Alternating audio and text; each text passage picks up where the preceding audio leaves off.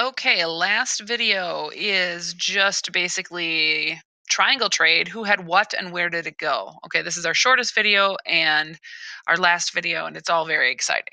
Okay, so we're going to be covering 3 geographic areas and how they interacted using trade. Okay, we're going to be talking about Europe, Africa, and the Americas, North and South. Okay, let's hide this because it annoys me.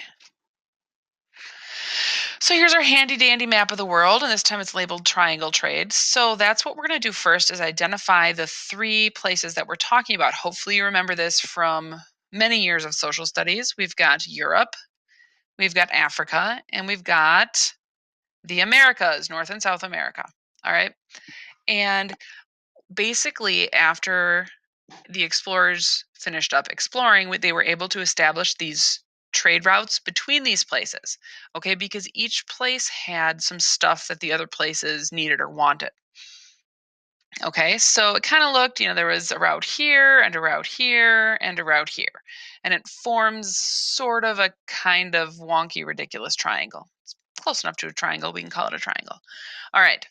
So, what did these have? And this is the important part for you to understand is what they had and that they traded with each other. Okay. Europe had manufactured goods. Okay. Europe had like, I don't want to call them factories necessarily, but they had finished products, furniture, clothing, things that had to be put together and made.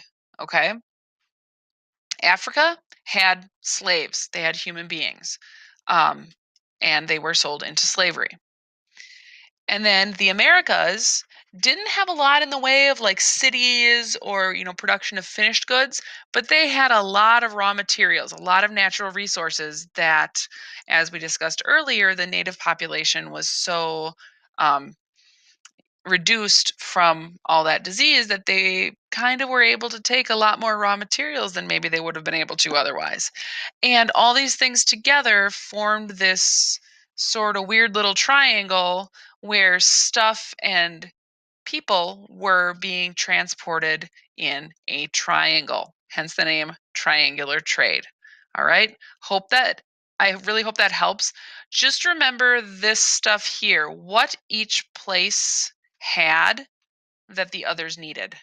Have a wonderful rest of the day.